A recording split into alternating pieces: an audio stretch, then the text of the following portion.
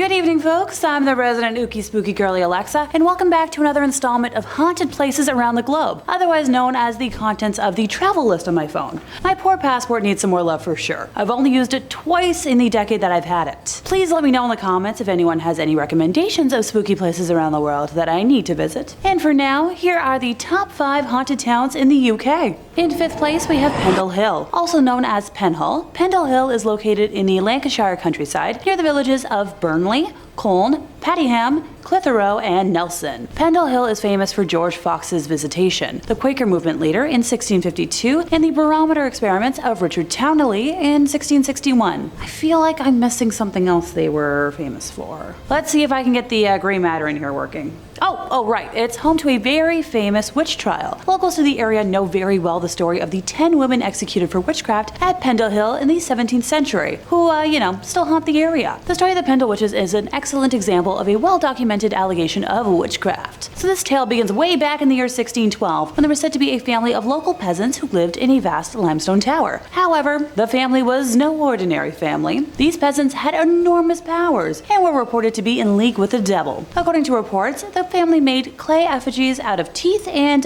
human hair. In a coincidence that's going to surprise absolutely no one, local people died of various mysterious illnesses or great pains at the time. The milk in the area turned sour, and cattle died mysteriously as well. People were kind of afraid to go up that hill. A local magistrate, Roger Norwell, made the decision to arrest 2 people living in the tower. They were brought to Lancaster for trial, and 2 days later, the rest of the witches were arrested and also taken to Lancaster for trial. Out of the 12 folks on trial, 1 passed during the proceedings, another one was found not guilty, and the other 10 were, very much found guilty. On August 20th of 1612, all 10 accused witches went to the way of the rope necklace at Gallows Hill. The history of the witch trials has given the place an eerie atmosphere and several terrifying reports. Pendle Hill was featured on the show Most Haunted, during which several supernatural events are said to have taken place, including members of the show's crew being injured. Most of the ghostly activity is said to be out of spite from the witches, who continue to call Pendle Hill their cursed home. One tale of haunting in particular took place during a Ouija board experiment. Is my disdain showing yet? The stupidity was happening in the foundations of Malkin Tower, when a tooth suddenly landed on the center of the table. Now this caused everyone present to be extremely concerned, and after having obviously checked to ensure that nobody in the group had lost a tooth, which was,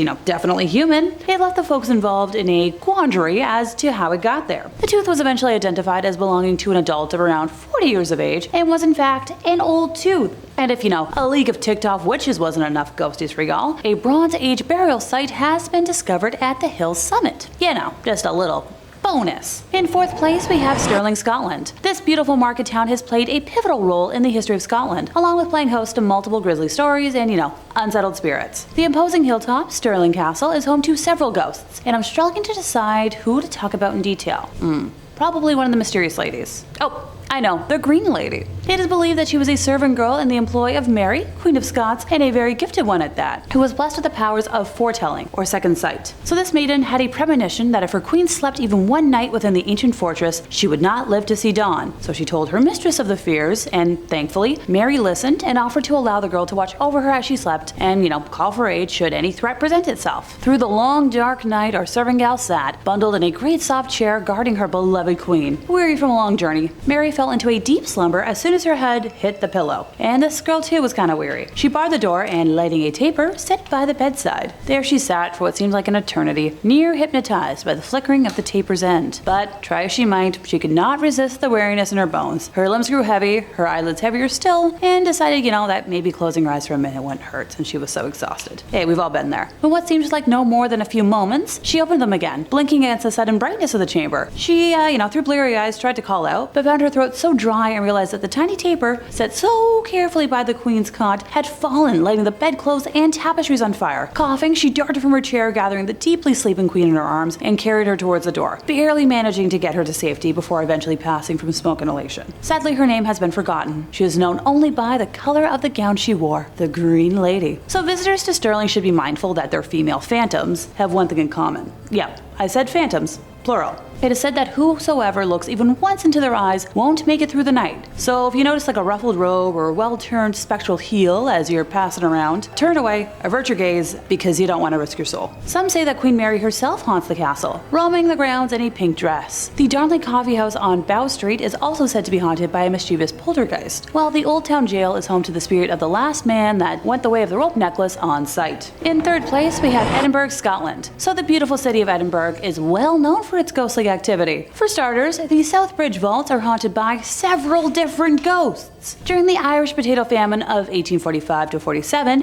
thousands of Irish folks immigrated to Scotland seeking, survival. Forced into the vaults under the bridge, as many as 10 people lived in a single room. The conditions were poorer than the tenants, crowded and damp with barely any air circulation. And just like that, the area quickly became Edinburgh's red light district. Services of the night, please tell me you get what I'm referencing, gambling, and a thriving black market were commonplace in the vaults. By the late 19th century, the vaults were closed off for good in an effort to drive the seedy activity out from under Edinburgh's main thoroughfare. For decades, these vaults sat empty as their icky past slipped into obscurity. Obscurity that ended in 1998 when a local man crawled through a narrow passageway in one of his buildings and rediscovered the rooms underneath the bridge. Since then, the cavernous vaults of Southbridge have been open to the public, and the reports of ghosts have poured in. Honestly, what have I said about leaving hidden spaces that are blocked off be? Nothing good comes from opening them. Witnesses have claimed to feel cold gusts of air, hear voices, and to see and sense an intangible presence. Some ghosts are quite bold, like the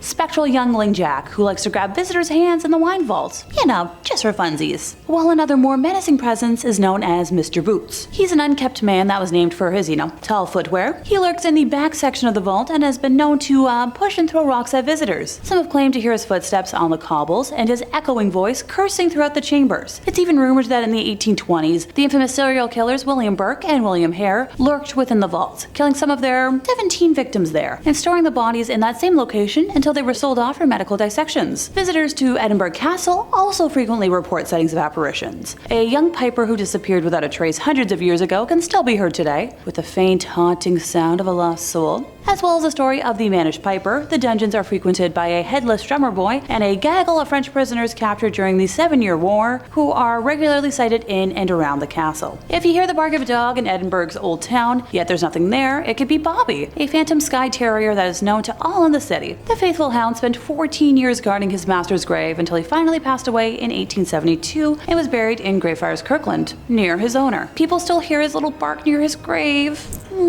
A small statue of Greyfriars Bobby is a popular landmark on the corner of Candlemaker Row, and it's good luck to rub Bobby's nose. Aw, here I am tempted to plan a trip, merely to give a good ghost doggy a pet. Oh, almost forgot. Greyfriars is a graveyard that dates back to the 16th century and is the resting place of several infamous characters, but the most gruesome story is that of B-L-O-O-D-Y Mackenzie. Look, the interwebs really don't like when I say that word, so bear with me here. This wealthy lord was tasked with punishing hundreds of prisoners who refused to change their religion. Locals believe that the ghost of Mackenzie haunts the graveyard after his tomb was disturbed by a homeless man who broke into the graveyard at night. As soon as he laid hands on the tomb, the floor opened up beneath him and he dropped into a shallow grave containing plague victims. Since then, many other freaky episodes have taken place nearby. A woman was found unconscious with bruises around her neck, and many claim that it was Mackenzie's poltergeist, continuing his evil deeds in death as he did in life. No biggie. In second place, we have Canterbury, Kent. While this medieval city might be aesthetically stunning, it has quite the dark past. The ghosties here tend to be a little more spread out than other places, and have different tales. So let's have fun with some short and sweet descriptions. For starters, Canterbury Cathedral, a pilgrimage site for centuries, is the home to many restless spirits. Archbishop of Canterbury was famously and brutally killed by the King's Knights in 1170. Beckett's place of death has a large welded cross above it with 2 swords. His tomb can be found near the high altar, where his apparition still appears to visitors. Other cathedral ghosts include a nun and the ghost of Simon of Sudbury, who was the Archbishop of Canterbury from around 1375. Other paranormal hotspots in Canterbury include Tiny Tim's Tea Room, haunted by the spirits of 3 younglings whose remains were found within the walls during restoration. And hey, if you hang around Hawks Road, you might glimpse Abigail, a sad soul who frequents the area. Another spooky house in the area is the Bishop's Finger, which is located on St. Dunstan Street. In the 19th century, a housekeeper by the name of Ellen Blean discovered that her employer, here. A priest was having an affair with a younger woman. It is said that Ellen poisoned the pair with a meat pie and then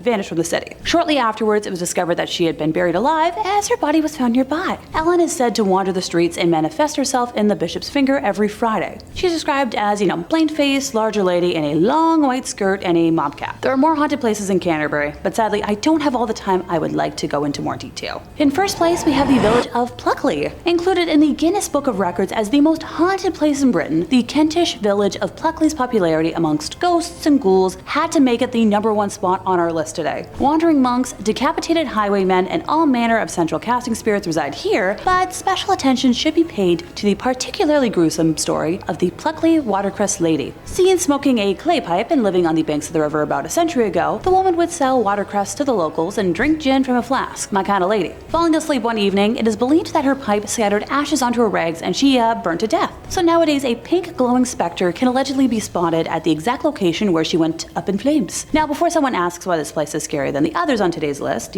other ghosties who frequent in the town include the specter of the highwaymen who hide in a tree at Pinnock, a phantom coach and horses who pop up in several areas around the village, the ghost of a Romani woman who drowned in a stream, a miller who has been seen at Mill Hill, the hanging body of a schoolmaster in Dicky Bus's Lane, a colonel who hanged himself in Park Wood, a man smothered by a wall of clay who drowned at the brickworks, the lady of Rose Court who is said to have poisoned herself in despair over a love triangle, the White Lady, a young woman who is apparently buried inside 7 coffins and an oak sarcophagus who haunts St. Nicholas's Church, but not to be confused with the Red Lady, reputably a member of the family who haunts the churchyard of St. Nicholas's Church. Oh, and a small white dog has also been reported in the same location. Now, I don't know about y'all watching, but that's a few more ghosties than I'd like to see in a smaller town. And the fact that they like to roam and not stay in one spot? Hard pass. And that brings us to the end of our time, and seriously, I need to take more trips. There were so many cool places in the UK that didn't even make today's list, so please let me know in the comments if y'all want a part 2. And hey, while you're there, feel free to leave a like, subscribe, and hit the bell for more from us here at Top 5 Scary Videos. I'll see y'all next time, you lovely spooky people.